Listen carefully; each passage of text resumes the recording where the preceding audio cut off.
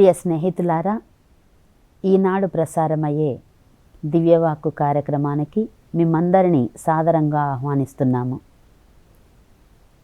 యేసుక్రీస్తు సేవకురాలను, అపోస్తురాలుగాను ఉండుటకు పిలువబడిన దానను, సువార్త నిమిత్తము ప్రత్యేకింపబడిన దానను అయిన సిస్టర్ దీప పంచుకొను దివ్యవాక్కు. ఈనాటి మన దివ్యవాక్కు అంశము, దేవుడు చెప్పిన మాటను పాటించకపోతే ఎదుర్కొనే పరిస్థితి.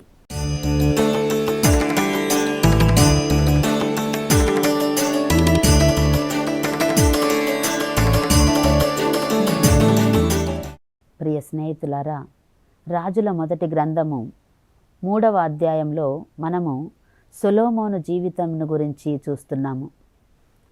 రాజుల మొదటి గ్రంథం 3వ అధ్యాయము 4వ వచనము నుండి మనం చూస్తే, సొలొమోను గిబ్యోను ఉన్నత స్థలమున బలి అర్పింపబోయెను. అచట సుప్రసిద్ధమైన పీఠము కలదు. ఆ పీఠముపై సొలొమోను అదివరకే వేల కొలది దహన బలులు అర్పించి ఉండెను. ఆ రాత్రి ప్రభువు అతనికి కలలో కనిపించి, నీకేమి కావలయునో కోరుకొమ్ము అనెను. సొలొమోను, ప్రభు, నీవు మా తండ్రి దావీదును మిక్కిలి కరుణించితివి. నీ సేవకుడగు దావీదు నీ ఆజ్ఞలు పాటించెను, నీతివర్తనుడై చిత్తశుద్ధితో జీవించెను. అతని కుమారుడనే నేడు సింహాసనంపై కూర్చుండి పరిపాలనము చేయుచున్నాడు అనగా, నీవు దావీదును నేటిదాకా కరుణించితివనుట నిక్కము కదా. ప్రభు, ఇప్పుడు మా తండ్రికి బదులు నన్ను రాజుగా చేసితివి. అయినను నేను చిన్నవాడను, ఈ ప్రజలను ఎట్లు పరిపాలింపవలయునో నాకు తెలియదు. కాబట్టి నీవు నీ సొంత ప్రజలుగా ఎన్నుకొనిన ఈ జనులు లెక్క కందని వారు. నేను వీరితో మనువాడను.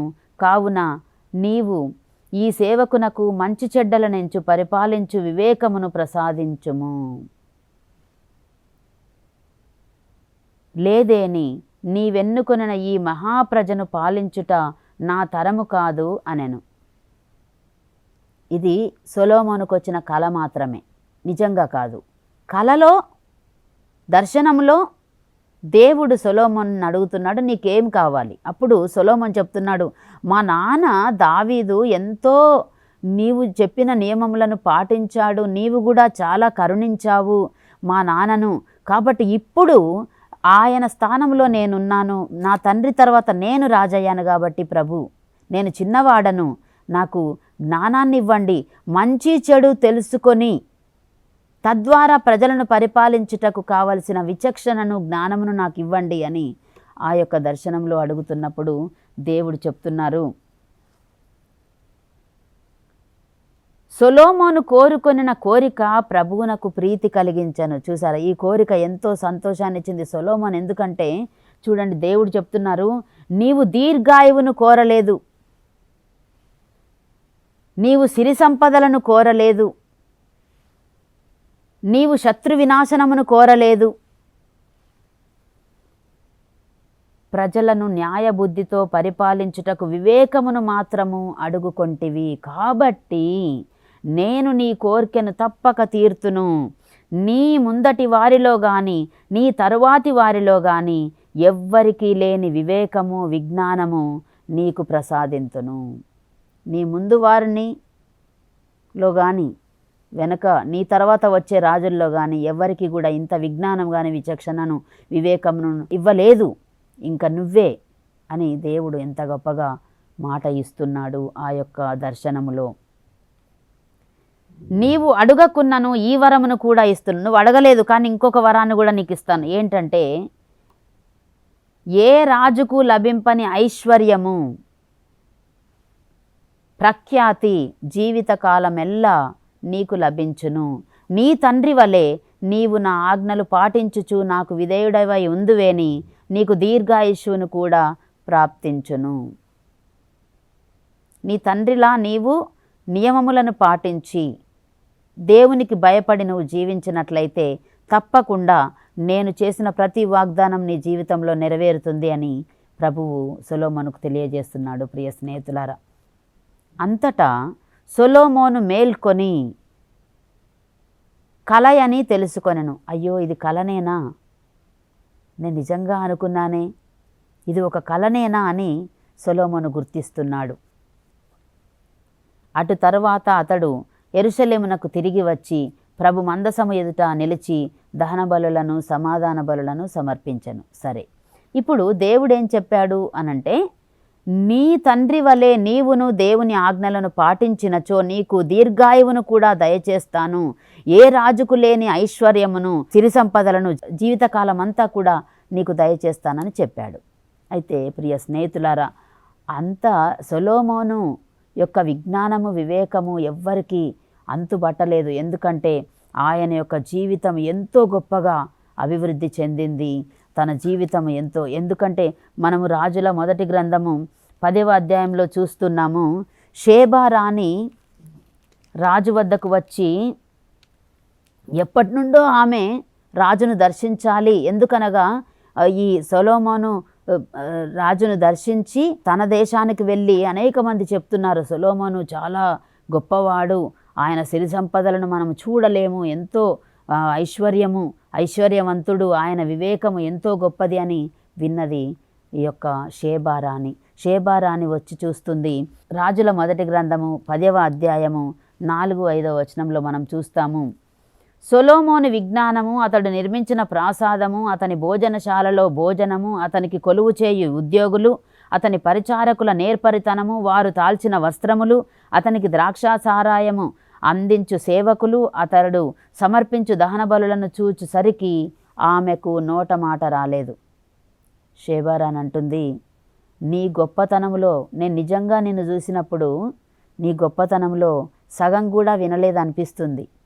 ఎందుకంటే నీ ఎదుట నిలిచి ఈ విజ్ఞాన సూక్తులు వినడానికి అర్హులైన నీ భార్యలు సేవకులు ఎంత అదృష్టవంతులు అని షేబా రాణి సొలొమోను రాజుతో చెప్తున్నారు. అలాగే ఆమె చెప్తున్నారు, నిన్ను చల్లని చూపు చూచి, మనము రాజుల మొదటి గ్రంథము 10వ అధ్యాయము 9వ వచనంలో చూస్తాము. షేబా రాణి చెప్తుంది, నిన్ను చల్లని చూపు చూచి ఇజ్రాయేలు సింహాసనంపై నిలిపిన యావే ప్రభువు స్తుతింపబడునుగాక. ప్రభువు ఇజ్రాయేలును శాశ్వతముగా ప్రేమించెను కనుకనే వారిని నీతి నియమములతో న్యాయముతో పరిపాలించుటకు నిన్ను రాజును చేసెను అనెను. దేవుణ్ణి కూడా కొనియాడుతుంది సొలొమోను రాజును చూసి. ఎందుకనగా సొలొమోను రాజు దేవుని యొక్క నీతి నియమములను ఆధారం చేసుకొని జీవిస్తూ ఉన్నాడు. తరువాత తన జీవితంలో ఏం జరిగిందో చూద్దాం ప్రియ స్నేహితులారా. రాజుల మొదటి గ్రంథము 11వ అధ్యాయము 1వ వచనం నుండి 3వ వచనం వరకు. సొలొమోను అన్యదేశ స్త్రీలను వలచెను. అతడు ఐగుప్తు రాజు ఫరో కుమార్తెను మాత్రమే కాక హిత్తి, మోవాబు, అమ్మోను, ఏదోము, సీదోను స్త్రీలను కూడా వివాహమాడెను. ఆయన జీవితకాలంలో ఆయన పెళ్లి చేసుకున్న వాళ్ళు ఎంతమంది అనంటే 700 మందిని వివాహం చేసుకున్నట్లుగా వాక్యం సెలవిస్తుంది. అలాగే 300 మంది ఉపపత్నులు ఆయనకు ఉన్నట్లు తెలుస్తూ ఉంది ప్రియ స్నేహితులారా. మన 3వ అధ్యాయము రాజుల మొదటి గ్రంథం 3వ అధ్యాయంలో మనం చూస్తే దేవుడు సొలొమోనుకి ఏం చెప్తున్నాడో చూద్దాం. 3వ అధ్యాయము 11వ వచనంలో, నీవు దీర్ఘాయువును కోరుకోలేదు, శత్రు వినాశనమును కోరుకోలేదు, కాబట్టి నీకు నీ జీవితకాలం ఎందెల్లా ఐశ్వర్యము ప్రఖ్యాతి ఇస్తాను, కానీ నీ తండ్రి వలె నీవు నా ఆజ్ఞలను పాటించుము అని చెప్పాడు. ఇప్పుడు సొలొమోను ఏం చేస్తున్నాడంటే దేవుడిచ్చిన వాగ్దానాలను నీతి నియమాలను ప్రక్కన పెట్టేసి అన్య దేశస్థులైన వారిని వివాహమాడుతున్నాడు ప్రియ స్నేహితులారా. తర్వాత ఏం జరిగింది? కొంతమంది అంటూ ఉంటారు, అన్య స్త్రీలను వివాహమాడితే ఏమవుతుంది. నేను ఒక గ్రామానికి వెళ్ళినప్పుడు ఒక ఉదాహరణ చెప్తాను ప్రియ స్నేహితులారా. ఎందుకంటే నేను చూసిన ప్రత్యక్ష సాక్ష్యాన్ని నేను మీతో పంచుకుంటున్నాను. ఇప్పుడు ఒక గ్రామానికి వెళ్ళాను. ఆమె పేరు మరియమ్మ. ఆమె చెప్తుంది, అమ్మ, నా కొడుకు 3 సంవత్సరాలప్పుడు 4 సంవత్సరాలప్పుడు ఉన్నప్పుడు ఆ యొక్క పెద్ద అనారోగ్యానికి గురయ్యాడు. అతనికి చనిపోతారని డాక్టర్లు చెప్పారు. కానీ నేను వెంటనే యేసు ప్రభును విశ్వసించి నమ్ముకొని, ప్రభు ఈ బిడ్డ బ్రతుకుతే నీ పేరే పెడతాను, యేసు అని పేరు పెడతానని చెప్పింది. పేరు పెట్టింది. ఆ బిడ్డ యేసుక్రీస్తు బాటలో మంచిగా దేవుని యొక్క విజ్ఞానంతో మంచిగా పెరిగాడు, పెద్ద యువకుడయ్యాడు, 25 సంవత్సరాలైంది. తర్వాత ఒక మంచి సంబంధం వచ్చింది. ఆ సంబంధము కానీ అన్యులు వాళ్ళు, అంటే యేసు ప్రభు అంటే ఎవరో తెలియని వాళ్లకు ఆ యొక్క బాబునిచ్చి పెళ్లి చేశారు. ఆ అబ్బాయి పేరు యేసు. అయితే ఆ అమ్మాయి కుటుంబ సభ్యులు ఏం చెప్పారంటే, పర్వాలేదు, మా పాప కూడా మీలోకి వచ్చేస్తుంది, విశ్వాసంలోకి వస్తుంది అని చెప్పారు. కానీ చివరికి ఏమైందంటే ప్రియ స్నేహితులారా, మెల్లమెల్లగా ఈ బాబు చర్చికి వెళ్లకుండా ఉంటున్నాడు. చివరికి ఆ యువతి ఏం చేసిందంటే మెల్లమెల్లగా ఆ బిడ్డను వేరే, అంటే యేసు ప్రభువును సేవించకుండా, ఆరాధించకుండా ఇతర పూజలలో ఆ బిడ్డను తీసుకువెళ్ళింది. చివరికి ఆ యొక్క కుటుంబము ఎంతో ఘోరమైన వినాశనాన్ని చూడాల్సి వచ్చింది ప్రియ స్నేహితులారా. తరువాత తల్లిదండ్రులు ఎంతో విలపిస్తూ, ఎంత తప్పు చేశాం కదా, బాబుని ఇంత మంచిగా పెంచి దేవుని నీతి నియమాలలో పెంచి చివరిగా ఇట్లా చేశాము, ఇదిగో మనకు అన్ని అరిష్టాలే వాటిల్లుతున్నాయి, ఇదిగో మనకు అనారోగ్యము, ఇదిగో మనకు శాపము, ఇదిగో ఇలా అయిపోతున్నామని చెప్పేసి ఎంతో కృంగిపోయారు తల్లిదండ్రులు ప్రియ స్నేహితులారా.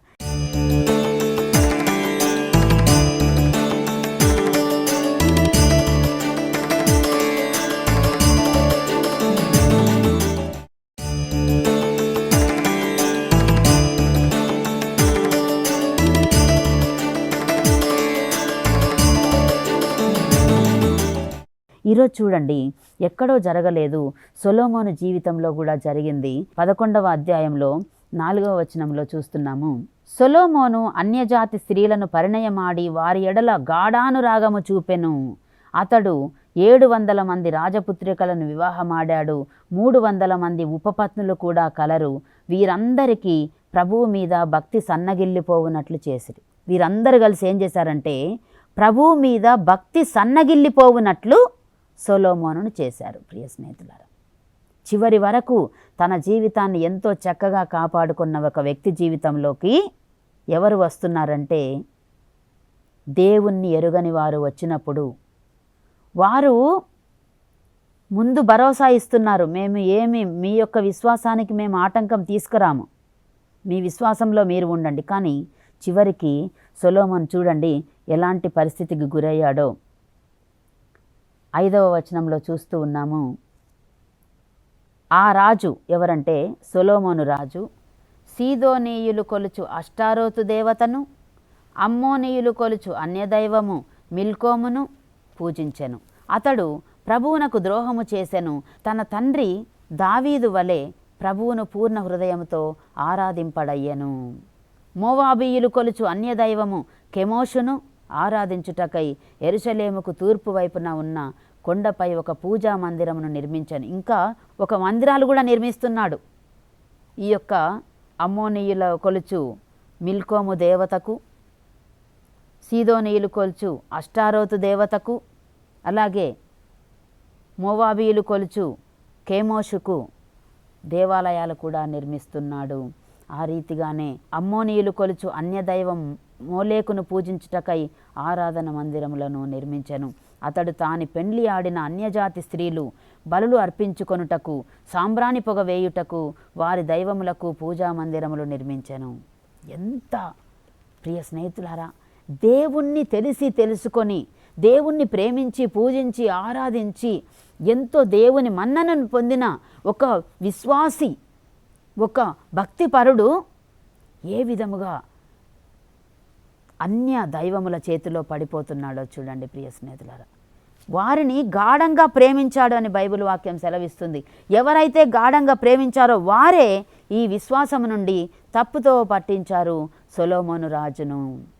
చివరికి సొలొమోను ఏమి దేవుని నుండి పొందిన శిక్షను మనం చూస్తున్నాం ప్రియ స్నేహితులారా. చూడండి, దేవుడు సొలొమోనుతో చెప్తున్నాడు 11వ అధ్యాయము, రాజుల మొదటి గ్రంథము 11వ అధ్యాయము 11వ వచనంలో, యావే అతనితో, నీవు నా నిబంధన మీరి నా ఆజ్ఞలను జవదాటితివి కనుక నేనీ రాజ్యమును నీ ఆధీనము నుండి తొలగించి నీ సేవకునికి ఇచ్చివేసెదను. అయినను నీ తండ్రి దావీదుపై గల అభిమానముచే నీ కాలమున కాదు గాని నీ కుమారుని పరిపాలన కాలమున ఈ కార్యమును జరిగింతును. Praise the lord. చూసారా దేవుడు ఎంత మనసు నొచ్చుకున్నాడో. దేవుణ్ణి నన్ను కాదని నీవు అన్య దేవతలకు పూజా విగ్రహాలు పూజా మందిరాలు కట్టిస్తే ఇదిగో నాకు నీ తండ్రి దావీదుపై ఉన్న అభిమానముతో మాత్రమే నిన్ను వదిలిపెడుతున్నాను. కానీ నీ కుమారుడి కాలమున నేను నీకిచ్చిన ప్రతి ఒక్క అధికారాన్ని నేను తొలగిస్తున్నాను అని చెప్పి దేవుడు చెప్తున్నాడు. ఈ రాజ్యమంతటిని నీ కుమారుని ఆధీనము నుండి తొలగింతును. రాజ్యమంతటిని తొలగిస్తాను. ఇప్పుడు ఎన్నో రాజ్యాలు నీ చేతిలో ఉన్నాయి, కానీ ఒక్క రాజ్యమే నీ కొడుకు వశమవుతుంది. మిగతావన్నీ కూడా నేను ఇతరులకు ఇచ్చేస్తాను అని దేవుడు చెప్పి ఉన్నాడు. ప్రియ స్నేహితులారా, కాబట్టి ఒక్క గోత్రమును మాత్రము నీ కుమారుని వశమున ఉంచెదను. 13వ వచనంలో తెలియజేస్తున్నాడు ఈ యొక్క ప్రభువు సొలొమోనుతో. ప్రియ స్నేహితులారా, అలాగే జరిగింది. తన కుమారుని యొక్క పరిపాలనలో ఒక్క గోత్రాన్ని దేవుడు తనకిచ్చాడు. మిగతా గోత్రాలన్నిటినీ కూడా ఇతరులకు ఇచ్చివేశాడు. అంటే దేవుని యొక్క అపారమైన ప్రేమను కృపను దేవుడు వాగ్దానము చేసిన ఒక అధికారాన్ని ఇక ముందు రాజులు రాబోవు రాజులు అనుభవించని ఐశ్వర్యాన్ని అధికారాన్ని నీ యొక్క వంశంలో ఉంచుతాను అని దేవుడు వాగ్దానం చేశాడు. కేవలము అది కోల్పోయినందువల్లనే, దేవుని నామానికి అగౌరవం తెచ్చినందువల్లనే, ఇదిగో అన్య దేవతలను పూజించడం వల్ల, అన్య విగ్రహాలకు బలులు అర్పించడం వల్ల, పూజా మందిరాలు నిర్మించడం వల్ల దేవుడు మనసు నొచ్చుకొని ఈ యొక్క శిక్షను సొలొమోను రాజుకు ఇచ్చాడు. ప్రియ స్నేహితులారా, ఈరోజు మనలో అలాంటి వాళ్ళం ఉన్నామా? చూడండి, చరిత్రలో ఈ యేసు క్రీస్తు ప్రభు చరిత్ర, ఈ యొక్క బైబిల్ చరిత్రలో అనేక మంది జీవిత ఆదర్శాలు మనకు ఉన్నాయి. అనేక మంది జీవిత చరిత్రలు మన ముందు ఉన్నాయి. ఈరోజు సొలొమోను జీవితంలో మనం చూసి ఉన్నాం. ఈరోజు నీ జీవితంలో ఉన్నదా ఇలాంటి పరిస్థితి? ఒక కుటుంబంలో పాపం పెళ్ళి జరిగింది, వివాహం జరిగింది. ఆమె అన్యురాల్ని ఒకతను పెళ్లి చేసుకున్నాడు. ఆమె వచ్చి ఏమంటుందంటే, ఇదిగో మీ నాన్న అమ్మా నాన్న ఉన్న ఇల్లు మన పేరు మీద రాసేయమను, ఎందుకంటే మనకు కలిసి రావడం లేదు కాబట్టి అని ఆమె ఒత్తిడి వల్ల ఈ యొక్క కుమారుడు క్రైస్తవుడు, దేవుని ఆజ్ఞలు, తల్లిదండ్రులను గౌరవించాలి అనే ఒక సత్యాన్ని తెలుసుకున్న ఒక యువకుడు ఏం చేస్తున్నాడంటే 25 సంవత్సరాల వరకు పెంచిన తల్లిదండ్రుల మాట వినకుండా ఈ భార్య రోజు తన చెవిలో ఊదుతుండగా ఏం చేశాడంటే తల్లిదండ్రులను ఒప్పించి, నాన్న నేను తప్పకుండా ఇంతకంటే ఎక్కువ పెద్ద ఇల్లు కట్టిస్తాను, మీకు ఇచ్చేసేయండి, రాసేయండి అని చెప్పినప్పుడు ప్రియ స్నేహితులారా, తల్లిదండ్రులు ఆ యొక్క కొడుకు మీద రాసేశారు ఆ ఇల్లు. చివరికి వాళ్ళ పరిస్థితి ఏ విధంగానైందంటే మొత్తానికి అన్నీ కోల్పోయి కనీసము చిన్న ఉద్యోగం లేని పరిస్థితుల్లోకి వాళ్ళు వెళ్ళిపోయారు. తర్వాత కొడుకు పట్టించుకుంటున్నాడా, కోడలు పట్టించుకుంటుందా? లేదు. ప్రియ స్నేహితులారా, జాగ్రత్త. మీరు క్రైస్తవులైతే, యేసుక్రీస్తును పూజించే బిడ్డలైతే ఏ విషయాల్లో కూడా అన్ని విషయాల్లో మీరు కలవచ్చు, కానీ ఈ యొక్క మత విషయంలో కలిస్తే మాత్రం ప్రియ స్నేహితులారా కుటుంబాలు విచ్ఛిన్నమయ్యే అవకాశం ఉంది. ఎందుకనగా మన దేవుడు కృపాసత్య సంపన్నుడు, దయా కనికరములు గల దేవుడు, శాంతి సమాధానములను మనకు అపారంగా మనపై ఉంచే దేవుడు. కాబట్టి దేవుణ్ణి వదిలి మనము తెలిసిన దేవుణ్ణి వదిలిపెట్టి ఇక ఏ మార్గంలో మనం పయనించినా కూడా ప్రియ స్నేహితులారా మనకు ఈ యొక్క ఇదిగో సొలొమోను జీవితంలో జరిగినట్లు శిక్ష తప్పదు. కాబట్టి ఆలోచన చేసి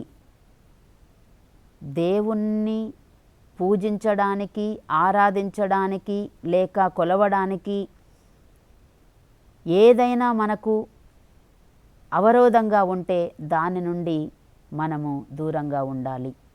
అది ఒక గొప్ప కుటుంబమే కావచ్చు, ఉన్న కుటుంబమే కావచ్చు, లేకపోతే మీకు బాగా పరిచితులే కావచ్చు.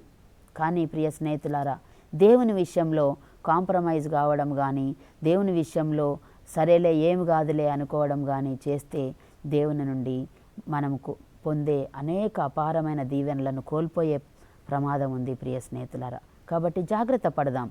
సొలొమోను జీవితంలో మనం చూసి ఉన్నాము. కాబట్టి మన జీవితాల్లో ఈరోజు అది జరగకుండా జాగ్రత్త పడదాం.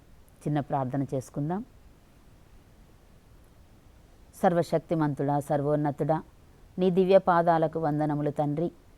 మా దేవ, దివ్యవాక్కు కార్యక్రమం ద్వారా ఈ యొక్క వాక్యాన్ని విన్న ప్రతి ఒక్క బిడ్డను కూడా పేరు పేరున దీవించండి తండ్రి. కోల్పోయిన మేలులు, కోల్పోయిన ఆశీర్వాదాలు కేవలము నీ యొక్క నీతి నియమాలను మీరడం వల్ల, నీ ఆజ్ఞలను మీరడం వల్ల ప్రభువా మేము కొని తెచ్చుకున్నయే అన్న సత్యము తండ్రి. సొలొమోను రాజు జీవితం ద్వారా మాకు తెలియజేసినందుకు నీకు స్తోత్రములు తండ్రి.